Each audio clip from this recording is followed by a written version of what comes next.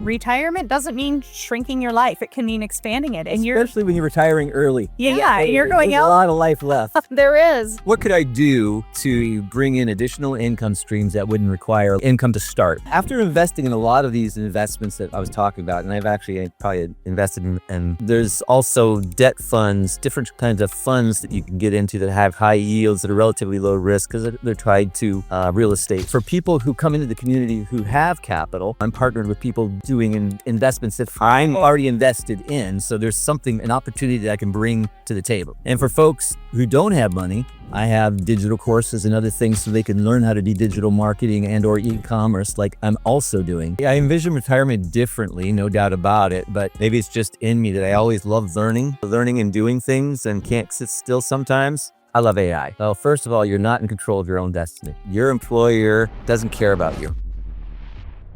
Hello, my name is Michelle Chavannes, and welcome to Chalkboards to Cash Flow. We are shooting episode 17 today, from W-2 to Wealth in Retirement, how Richard built passive income after leaving his job. Our guest today is Richard. Most people think retirement is when you stop building, but what if retirement is when you finally start building the life you really want? Today's guest, Richard, spent years as a W-2 employee, and instead of slowing down in retirement, he pivoted into real estate investing. Now he invests in passive real estate deals and helps other retirees build income through investing and online marketing tools. If you're wondering whether it's too late to start, this episode is for you. Welcome. Thank you for joining us. Today's guest, Richard, spent years as a W-2 employee. And instead of slowing down in retirement, he decided to invest in real estate. And now he is helping other retirees learn how to do the same and to build an online marketing Community. For retirees. So welcome to Chalkboards to Cash Flow. Hey, thank you. Glad to be here. Would you like to tell us a little bit about yourself before you started investing before retirement? Richard Diaz. Born and raised in California. I went to school in California and actually got all my W-2 jobs were in California. I'm an electrical engineer by discipline, by school, and ended up going to a lot of different startups when I was going my early career. And then a little bit later in my career, I went to a larger company, Lockheed Martin. And that's where I spent the last 20 years of my career. Wow. Never expected it. When I was at startups, it was like every 2 years you're jumping around to a different startup, chasing the dream, right? Yeah. And then that takes a toll. After doing that a little over a decade, then I decided, I think I need a little bigger company, with a little more stability, because the startups, sometimes they make it, most of the time they don't. Mm-hmm. So then, I went to Lockheed Martin and loved it. I actually had an aerospace minor in college. So I always loved the aerospace business. So when I went to Lockheed Martin, it was a no-brainer to take that job. Yeah, absolutely. Did you start investing while you were working, or did you wait until after? Yeah, I did. We did do a little bit of investing when I was at Lockheed Martin. This was already, I think, I was in my 40s, mm-hmm. and we bought some single family residences, a couple in Idaho and one in New Mexico. This is around the 2007 time frame, so not the best time to really be getting into some of these investments. So we ended up getting out of those, and it had more to do with doing them remotely and the property managers that we had. Mm-hmm. So got sort of frustrated with them and decided to get out of the business. We ended up not really making any money out of that. Some of the properties made us money, other properties we lost money, but it was a wash deal, right? And a lot of work. So after that, really decided to just nose to the grindstone at work and didn't really focus on my investments too much after that, and just focused on my W-2 job. And that was an early experience into investing. And then, fast forward another 10 years, I'm about 50, thinking hard about retirement at that point, because mm-hmm. when you're in your W-2 job, it's really a grind. Yeah. And you start thinking your exit strategy, right? Exactly. So I was thinking of my exit strategy a little bit early. I wanted to be an early retiree, mm-hmm. and started looking into started taking a closer look at my investments. I started thinking that I was watching my 401ks at work. It was a target date fund, nothing special about it. I'm going, Mhm. oh man, I could be doing a lot better if I had more time to spend to it, right? Yeah.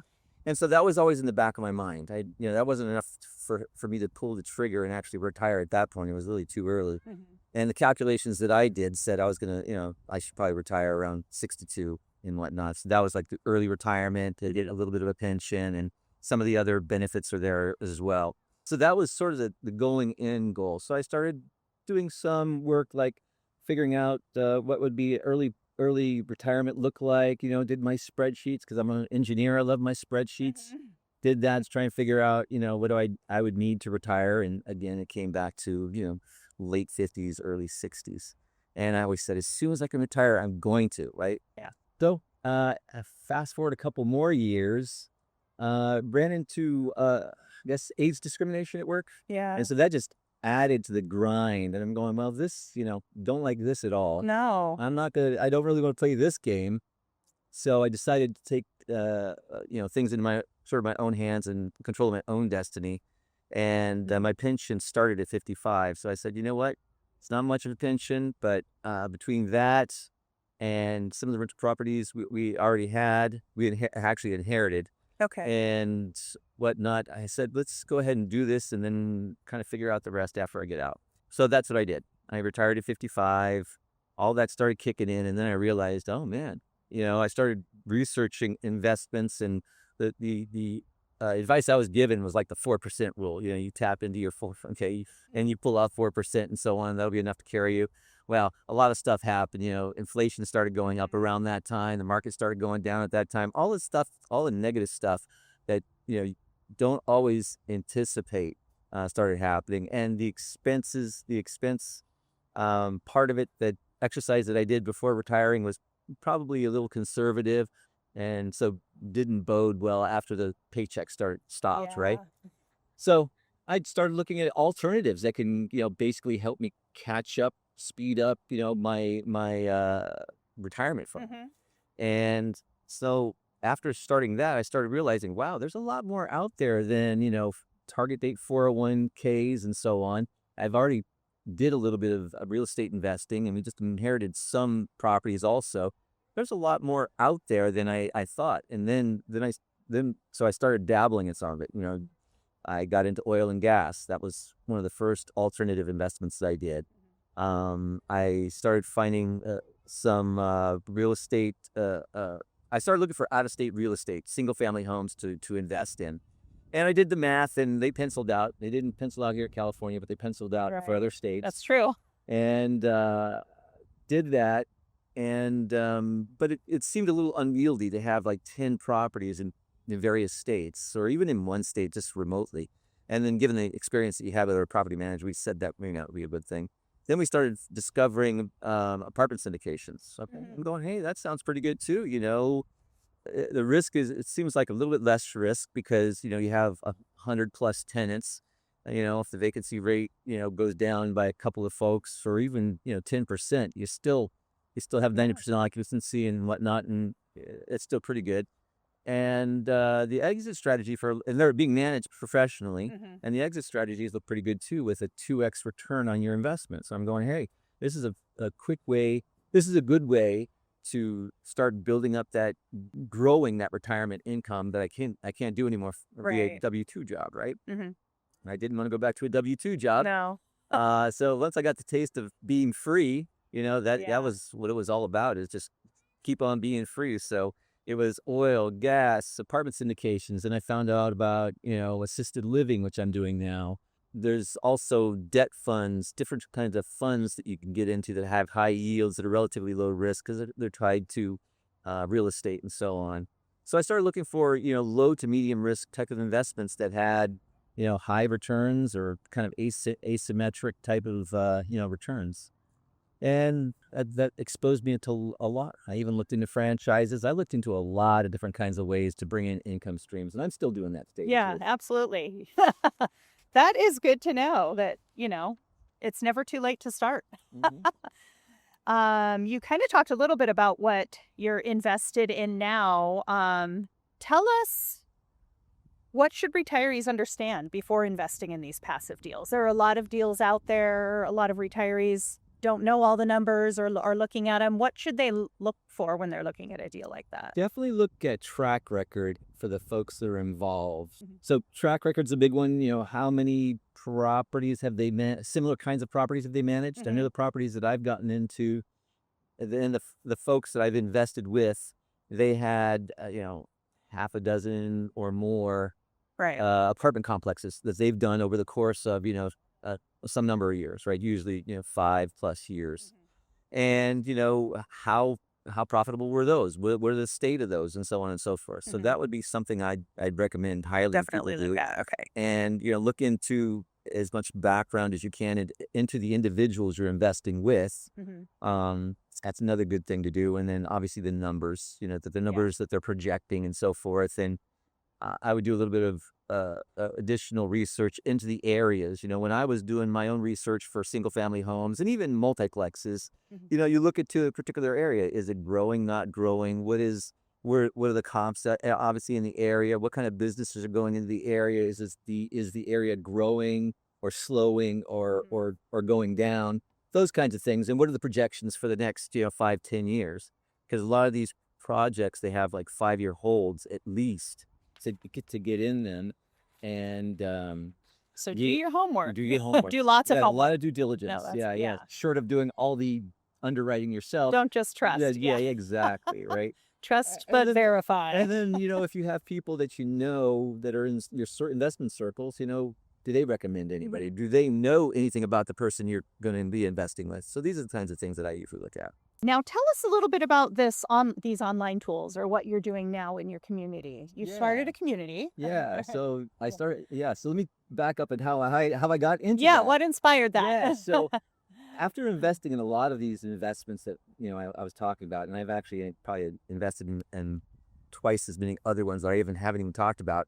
I was strapped. It's Mhm. like I'm investment rich but cash Yeah. poor. So it's just like, okay, what could I do to bring in additional income streams that wouldn't require a lot of income? Yeah. Any income to start, for Right, example, right? right. I looked at franchises, but those require a bit of money up front. Mhm. I couldn't invest any more into the syndications and single family homes because I didn't have that much capital left over to do. Mhm. So I started looking into other types of online courses. I'd already sort of been fascinated by e-commerce and Mhm. wanted to get into e-commerce. And I started doing print on demand and things maybe 5+ years ago. And it was very manual at the time. It wasn't very passive. But nowadays with the tools, AI tools and other kinds of tools, in the industry, it's gotten easier. And there's also digital marketing and so on and so forth. So I ended up getting into a digital marketing group, and they had some digital marketing courses that I got involved with. And one of the things I learned in this digital marketing group was that in addition to just reselling digital courses or digital marketing packages and so on, build a community, Mhm. right? Build a community, bring like-minded people together, and share information, share ideas, tell them more about the digital marketing, the commerce, or whatever it is you're doing, Mhm. and bring them along on your journey. I'm going, this is perfect because what always have wanted to do is to teach people the kinds of alternative investments that I've been doing, right? I was, after leaving the W-2 job, and even while I was in it and it being a grind, I got tired of being that cog in a wheel, right? Yeah. And I just wanted to free as many people from W-2 jobs as I could, right? Exactly. Yeah. And so they could sort of pursue the same kind of freedom and whatnot that I was doing. And so the community sort of made sense. It's like, hey, Mhm. bring people in this community. I Mhm. could impart my experience and lessons learned onto them, and I can learn from others also. So Yeah. it seemed like a win-win. And then I could, bring my deals there because I'm partnered with a couple of folks doing multifamily and assisted living. So for people who come into the community who have capital, I'm partnered with people doing investments that I'm Right. already invested in. So there's an opportunity that I can bring to the table, Right. right? Mhm. And for folks who don't have money, I have digital courses and other things so they can learn how to do digital marketing and or e-commerce like I'm also doing. And I Wow. kind of fall in that middle camp because, I have, I guess, capital invested, Yeah. but I'm also cash cash poor because I'm invested in so many things. Yeah. So I fall into that category where I do have net worth, but I don't have the capital. And so I'm also practicing what I preach by teaching people about digital courses and digital marketing and Yeah. so on. So this community allows me to do both for, my age group, my demographic and whatnot. Yeah, that's awesome.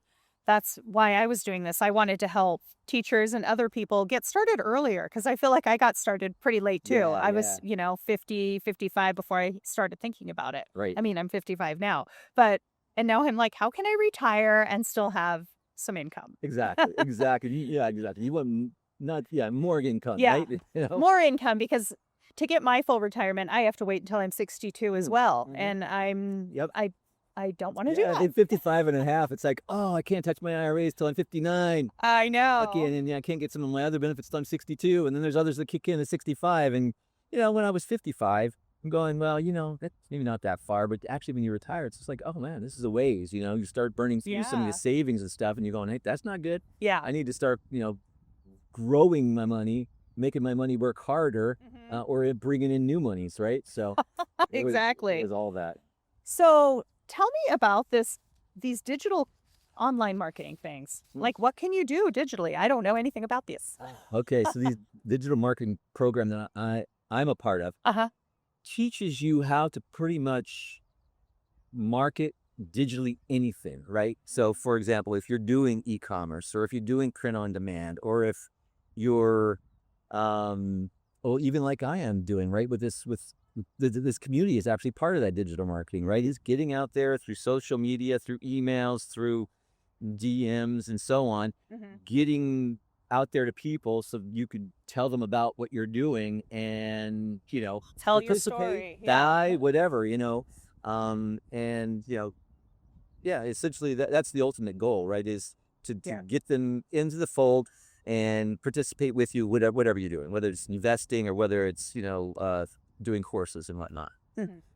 So that's the digital marketing programs teach you how to do that, how to leverage the different social medias, whether it be Facebook. I don't use Instagram so much, but a lot of people find success there. TikTok, I do LinkedIn, and more recently YouTube. So Oh wow. I'm planning Okay. on focusing on YouTube, and then to a lesser extent LinkedIn and Facebook. Hmm. And part of the reason for that is YouTube persists, whereas That the is true.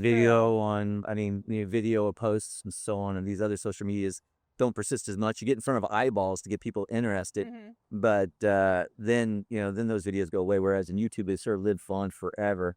And That's true. yeah, So you have like a YouTube channel. I'm starting a YouTube channel, Oh yeah, but go along wow. with this community, Yeah. and so That's that it's awesome. kind of like essentially to kind of keep everything sort of growing, from here on out. Hmm. Oh, but You've anyway, like answered all of these. finishing up with the digital marketing Yeah. thing. Tell So me that, yeah, about that. I was going to say it teaches you how to do the digital marketing piece, right? Right. And get it out there in the socials and the different strategies, I guess, to use to engage folks, how to bring value to people and not just sale, Hmm. and not be salesy. Right. It's really more about, how you can bring value to people because That's a right. lot of times it's not so obvious how to do that. Yeah. It isn't. Where can people find your course? I know we'll put it in the show notes, but what can you Yeah. tell us about it? Currently, everything's in this community that I'm building on school.com. So it's www.school.com and /retire ready. That's my school community. And it's school with a K? School with I K, think yeah. There you go. SKOOL.com. Okay. And there's a classroom area there Uh-huh. where a lot of these courses can be found. And if it's not there yet, it will be soon. Right. And I just joined your course and I haven't attended anything yet, but I plan to. Yeah, and that's another thing about well, at least the digital marketing courses I'm in, there's a lot of support, right? The Yeah. digital marketing group that I'm with, they meet multiple times a week to Mhm. provide support to the people who sign up for these digital courses. Right. And each of the communities too also do something similar. Like in my community, I have weekly meetings twice a week where one day a week will be more Q&A on onboarding. The second meeting I have in a given week will be either for people who don't have capital and they want to learn more about digital marketing. Mhm. And then the alternative week will be more for accredited investors and these larger projects if they want to invest in. Wow, that sounds great. So you're never too old to learn. You're still Learn. learning. You're still Exactly. out there Yeah, exactly. taking I classes and yeah, learning. exactly. Retirement is, I don't know. I envision retirement differently, no doubt about it. But maybe it's just in me that I always love learning. Yeah. Learning and doing things, and can't sit still sometimes. And so this allows me to get some of that out. I didn't even talk about the AI component, but being a technical guy, Yeah. I love AI, right? Mhm. At least what it's doing for us now. And that's part of what I plan on bringing to the community also is bringing in AI tools, showing how I use AI so other people can use Yeah, AI that's great. similarly, I right? don't know how to use it. Yeah, oh It'd man. be good to, I know it's out there, but it's very new Yeah, and it's yeah. making so much progress. So been keeping busy with that in my Yeah. retirement, but that's more like play than it is, Yeah. not actual work for me anyway. Yeah.